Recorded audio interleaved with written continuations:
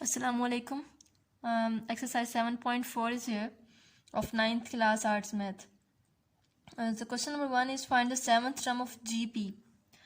GP means geometric progression or geometric sequence.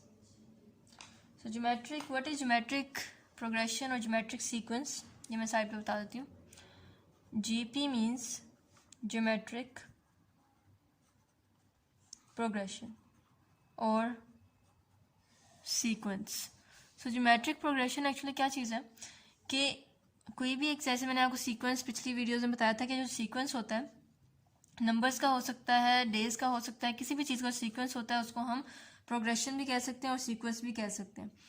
तो last आपने पढ़ा था AP arithmetic progression. Arithmetic progression क्या था, अरिथमेटिक सीक्वेंस क्या था जिसमें टर्म्स के दरमियान में डिस्टेंस सेम होता था. ज्योमेट्रिक प्रोग्रेशन वो चीज़ है कि जिसके दरमियान में अगर आप दो नंबर्स को डिवाइड करें तो उसका रेशो सेम आएगी. For example second divide by first करें तो इसका आंसर 4 आता है. इसी तरह इन दोनों को करें तो इसका आंसर भी 4 आएगा. तो इस तरह से इस तरह की सीक्वेंस को कहते हैं ज्योमेट्रिक सीक्वेंस. अब फॉर एग्जांपल यहाँ मैं एक सीक्वेंस लिखती हूँ 2 4 6 8 अप टू so on. अब यहाँ पे देखें कि यहाँ पे जो डिस्टेंस है दोनों के दरमियान का मतलब डी क्या होता है, second term minus first term. जैसे कि आपने एक्सरसाइज 7.2 में देखा था, उसमें आप फॉर्मूला लिखते थे an is equal to a1 plus n minus 1 into D. ये वाला फॉर्मूला था. उसमें डी क्या चीज़ थी, कॉमन डिफरेंस, जिसका फॉर्मूला होता था second term minus first term. तो सेकेंड इधर 4 है, 4 माइनस 2 2. अब अगर आप थर्ड में से सेकंड माइनस करें तब भी 2 आएगा, फोर्थ में थर्ड माइनस करें तब भी 2 आएगा. इसका मतलब कि सबका दरमियान का डिफरेंस 2 2 है. तो इस तरह के सीक्वेंस को हम कहते हैं अरिथमेटिक सीक्वेंस. अब अगर मैं एक और सीक्वेंस लिखूँ यहाँ पे, for example 4 8 16 32 up to so on. अब यहाँ पे देखें कि अगर आप ये जो इसमें लिखते हैं हम आर, यहाँ पे डी होता है लेकिन ज्योमेट्रिक प्रोग्रेशन में आर होता है. आर क्या होता है, second term divided by first term. AP में हम क्या करते थे, सेकंड में से फर्स्ट माइनस करनी है. आर में क्या करनी है, सेकंड में से फर्स्ट डिवाइड करनी है. तो अगर आप सेकंड 8 है और फर्स्ट 4 है, अगर आप इसको डिवाइड करें तो आंसर 2 आता है. इसी तरह अगर आप थर्ड और इसको डिवाइड करें, 16 और 8 डिवाइड करें तो आंसर 2 आएगा. यहाँ पे आंसर डिवाइड करें तब आंसर 2 आएगा, यहाँ पे डिवाइड करें आंसर 2 आएगा. सबको डिवाइड करके नंबर्स को आपस में तो आंसर एक जैसा आए, इसको हम कहते हैं ज्योमेट्रिक सीक्वेंस. और अगर सबको माइनस करके आंसर सेम जैसा है, इसको हम कहते हैं अरिथमेटिक सीक्वेंस.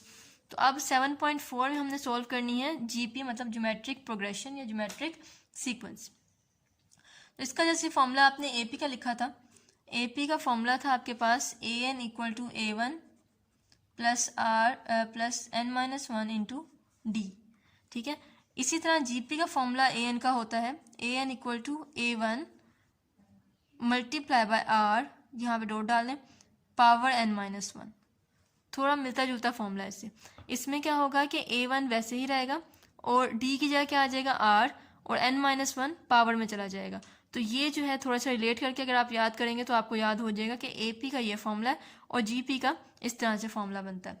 इसमें भी क्या होगा, A1 क्या चीज़ होगी, इसको हम कहेंगे फर्स्ट टर्म, जो कि मैंने आपको एक्सरसाइज 7.1 में ही बताया था, 7.2 में ही बताया था.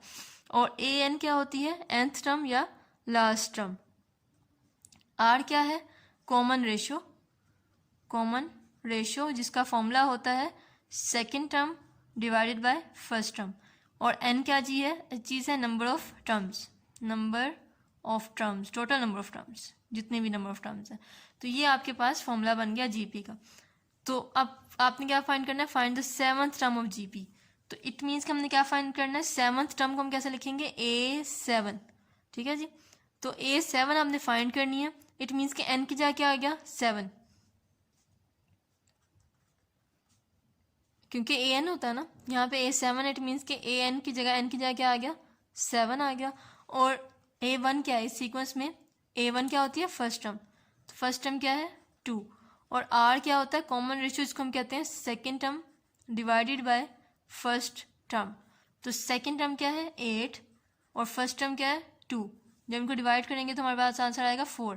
अब देखें इस फॉर्मूले की हमारे पास सारी चीज़ें पूरी हो गई हैं और हम यहाँ पे अब पुट करते हैं. तो A7, an की जगह आएगा A7, A1 की जगह क्या आएगा 2 मल्टीप्लाई का मैं डॉट का साइन लगा रही हूँ। आर की जगह क्या आएगा 4 और पावर में क्या आएगा n-1। पावर में n क्या है 7 -1। जो भी n होगा वो आपने लिखना है, उसमें से 1 माइनस करना, हमेशा 1 ही माइनस करना।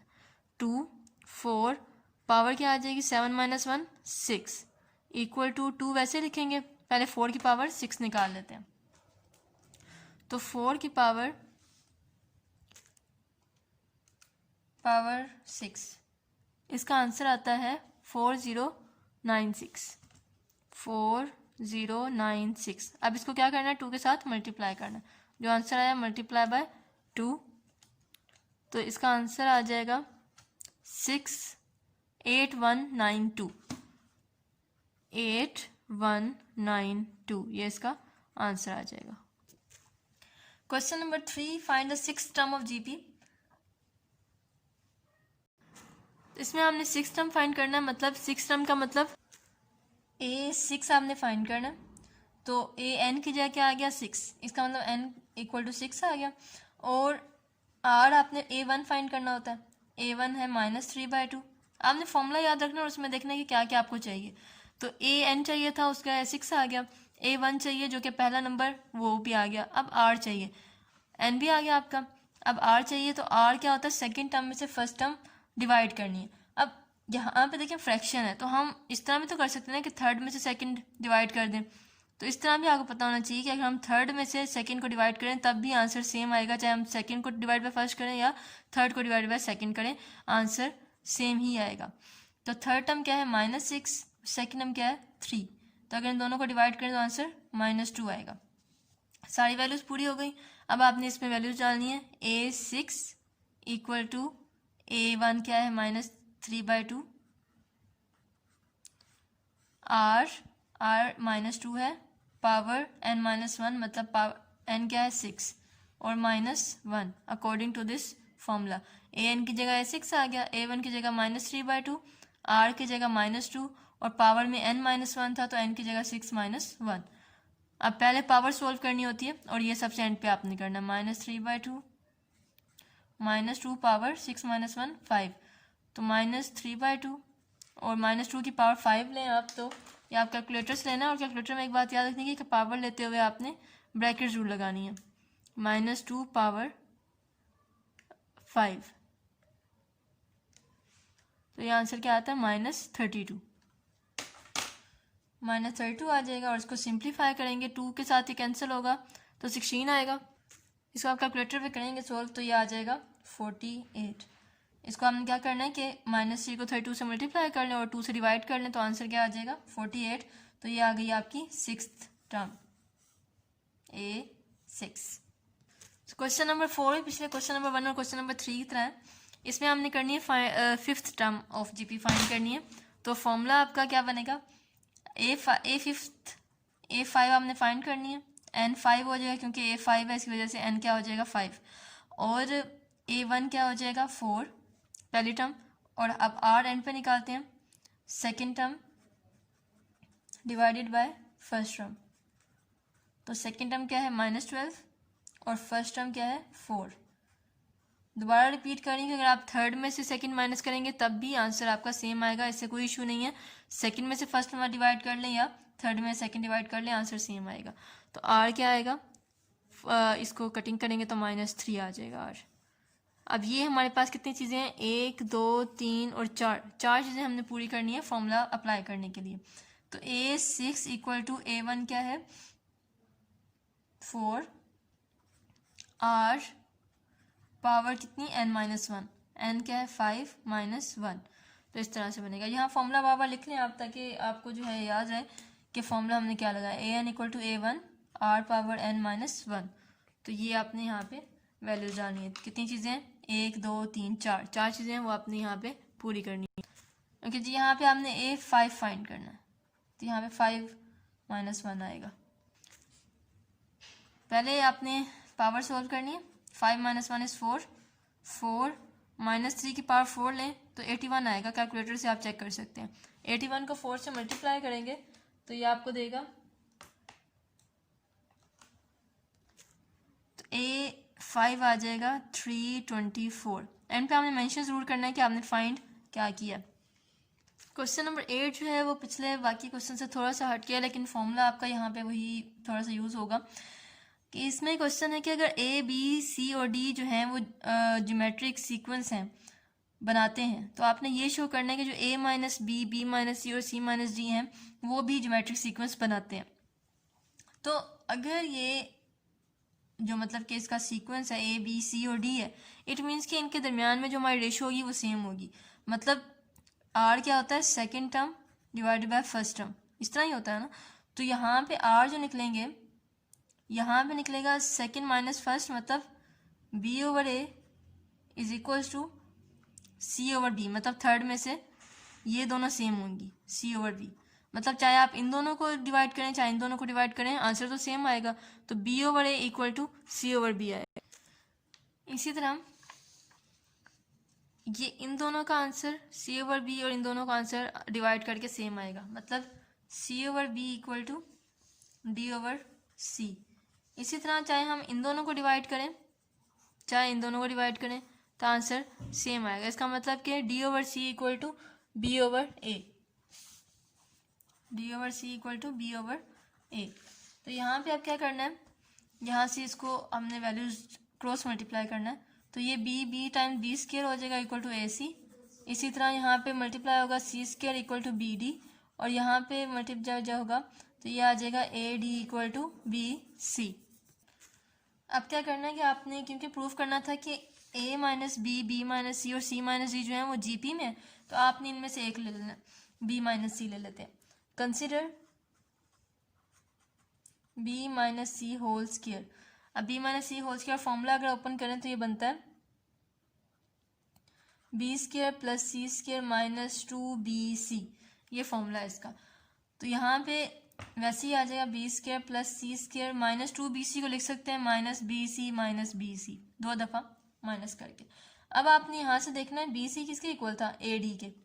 तो B square plus C square minus इसकी जगह क्या डाल देना है, A D minus B C. एक वैसे ही रखना है और एक की जगह ए डी पुट कर देना है। ये सिर्फ हम जो है इसको प्रूफ करने के लिए इस तरह से कर रहे हैं कि एक की जगह आपने रखना है और एक की जगह नहीं रखना, क्योंकि हमने वैल्यूज़ सेम करनी है। इसी तरह बी स्क्वायर की जगह क्या डालेंगे, ए सी डालेंगे, प्लस सी स्क्वायर की जगह क्या डालेंगे, बी डी डालेंगे, और माइनस ए डी की जगह बी सी की जगह तो हमने ए डी डाल ही दी है, और ये बी सी ऐसे ही रहेगा। मतलब बी स्क्वायर की वैल्यू डाल दी, सी स्क्वायर की वैल्यू डाल दी, बी सी की वैल्यू डाल दी, और ये एक बी सी वैसे ही रहेगा। अब आपने क्या करना है, कॉमन लेना है। अब क्योंकि आपके पास चार टर्म आ गई हैं, इसमें से आपने कॉमन लेना है। अब देखें ए सी और बी डी में तो कॉमन नहीं आ रहा, तो हम क्या करते हैं, इसे अरेंज कर लेते हैं। ए सी माइनस ए डी आ जाएगा, मतलब इन दोनों को इकट्ठा कर लें, plus B D minus B C, और इन दोनों को इकट्ठा हमने कर लिया। अब क्या करना है, कॉमन लेना है। इन दोनों में से क्या कॉमन आएगा, ए, और पीछे क्या बचेगा, सी माइनस डी, प्लस इसमें से क्या कॉमन आएगा, बी कॉमन आएगा, और ये बचेगा डी माइनस सी। अब देखिए यहाँ पे सी माइनस डी है, ये डी माइनस सी है, तो इसको जो है हम सीधा करने के लिए बाय माइनस कर लेंगे, और ये जो अंदर है वो सी माइनस डी हो जाएगा। बाय वाला साइन चेंज हो करेंगे तो ये अंदर वाला चेंज हो जाएगा। अब आपका जो सेम आया है सी माइनस डी उसको एक दफ़ा लिखना है, और जो ब्रैकेट के बाहर है ए माइनस बी ये अलग आ जाएगा। तो ये बन गया बी माइनस सी का होल स्क्वायर। अब देखिए हम बी माइनस सी के होल स्क्वायर को दो दफ़ा लिख सकते हैं, B minus C equal to C minus D A minus B. तो यहाँ पे आगे क्या किया जा सकता है, बी माइनस सी यहीं रहेगा और ए माइनस बी इसके नीचे आ जाएगा। इसी तरह सी माइनस डी यहाँ रहेगा और बी माइनस सी इसके नीचे चला जाएगा। तो यहाँ पे देखें अगर ये इक्वल है, इट मीन्स के ए माइनस बी माइनस सी और सी माइनस डी ये किस में चले गए, आर इन जी पी, क्योंकि इनकी जो रेशो है वो इक्वल है, इसलिए ये जो है ज्योमेट्रिक प्रोग्रेशन में चलेंगे। इसका मतलब है अगर ए बी सी और डी जो है वो ज्योमेट्रिक सीक्वेंस बना सकते हैं, तो इनका जो माइनस करके आंसर आएगा वो भी एक ज्योमेट्रिक सीक्वेंस ही बनेगा। Question number 10 is find 3 consecutive numbers in geometric progression whose sum is 26 and product is 216. Sum means addition and product means multiplication. तो लेट कर लेते हैं, लेट द numbers are क्योंकि ज्योमेट्रिक प्रोग्रेशन के जो numbers होते हैं वो ए और आर टाइप के होते हैं। तो पहला नंबर ले लेते हैं ए ओवर आर, ए और ए आर, इस तरह के आपने नंबर सेलेक्ट कर लेना है। अब according to the given condition, according to condition इनका जो प्रोडक्ट है, मतलब इनको मल्टीप्लाई करें तो आंसर क्या आता है 216। तो प्रोडक्ट इनका करेंगे ए ओवर आर, इन तीनों को मल्टीप्लाई करें तो आंसर आता है 216। ये कंडीशन में दिया हुआ है कि इनका प्रोडक्ट गया 216, तो आर आर से कैंसिल होगा, तो ये ए और ए मिलके बनेगा ए क्यूब इक्वल टू 216। अगर आप 216 के फैक्टर्स बनाएं, एलसीएम लें इसका, तो 6 का क्यूब बनेगा। 216 से करें तो ये आ जाएगा 636 और 6 और 6 1 तो 6 का क्यूब बनता है। जब इसके ऊपर क्यूब रूट ले लेंगे तो क्यूब रूट हट के ये ए आ जाएगा 6, दोनों क्यूब कैंसिल हो जाएगा, ए 6 आ गया। अब हमारे पास आर की कमी है, ए आ गया लेकिन आर की कमी है। आर के लिए हम क्या करेंगे, इसका दूसरी कंडीशन लेंगे, सम इज़ 26। सम का मतलब अगर हम इन तीनों नंबर को ऐड करें तो आंसर 26 आए। A over are plus a r equal to 26। According to condition इनका जो सम बनता है वो 26 बनता है। इनको हमने ऐड करके 26 लिख दिया। अब ए की वैल्यू 6 आ चुकी है, तो यहाँ पे हम ए की वैल्यू 6 डाल देते हैं। 6 ओवर आर प्लस ए की जगह 6 प्लस 6 आर इक्वल टू 26। अब यहाँ पे 6 वहाँ जाके माइनस हो जाएगा, 6 over are plus 6 R equal to 26 minus 6। तो यहाँ पे आ जाएगा 6 over are plus 6 R equal to 26 minus 6 करेंगे तो 20 आ जाएगा। अब यहाँ पे इनका एलसीएम लेना है हमने, तो 6 over are plus 6 R equal to 20 आया था, इसका हमने एलसीएम लेना है, तो ये आ जाएगा R 6 plus 6 are square. R और आर को मल्टीप्लाई करेंगे तो आर स्क्वायर आ जाएगा 20। अब ये आर वहाँ जाके क्रॉस मल्टीप्लाई होगा, 6 plus 6 are square equal to 20 r आ जाएगा। अब ये बनेगा quadratic formula, 6 are square minus 20 r plus 6 equal to 0। ये 20 आर जो है वहाँ जाके माइनस हो जाएगा। तो यहाँ पे आपने क्या करना है, इसके ऊपर मिड टर्म ब्रेकिंग लगानी है, 6 are square minus 18 R minus 2 R, क्योंकि हम 20 को लिख सकते हैं 18 R 2 R plus 6 equal to 0।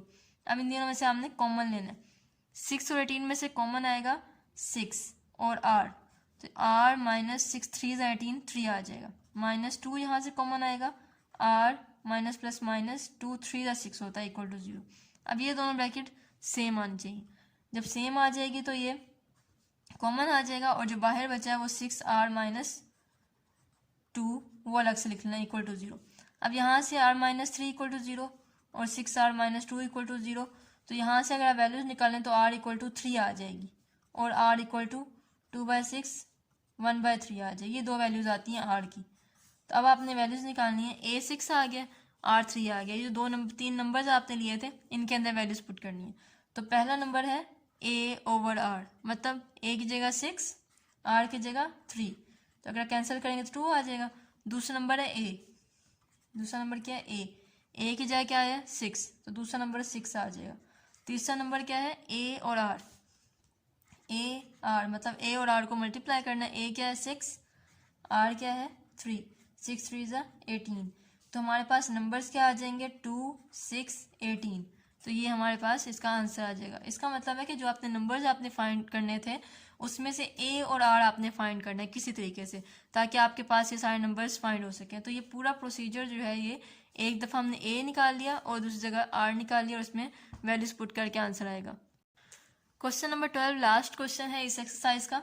Find the pith term of GP x cube x5। जैसे आपका होता है nth टर्म होती है जिसको हम ए एन लिखते हैं, इसी तरह पीथ टर्म होती है उसको हम लिख लेंगे ए पी। बात वही हो गई, जैसे हम 7 टर्म को A7 कहते हैं, 6 टर्म को A6 कहते हैं, इसी तरह पीथ टर्म को हम क्या कहेंगे ए पी। मतलब आपने ए पी फाइंड करनी है तो n किसके इक्वल हो जाएगा p के, क्योंकि आप n जो है वहीं से ही निकाल लेते हैं। उसके बाद हम निकालते हैं a1 क्या है x पहला नंबर, और टोटल कितनी चीज़ें होती हैं 4 चीज़ें, उसमें से पहला नंबर आ गया, ये n भी आ गया, a1 आ गया, अब क्या रह गया r which is common ratio जिसे हम क्या कहते हैं second term divided by first term.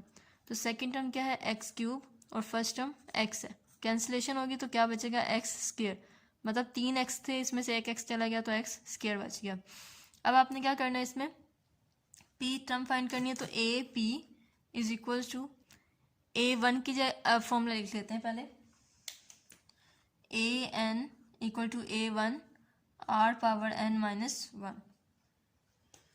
तो AN की जगह क्या आ जाएगा AP, क्योंकि n किस जगह p के इक्वल। A1 की जगह क्या आएगा x, R की जगह क्या आएगा x स्क्वायर, पावर क्या आएगी p माइनस 1, n की जगह क्या था p।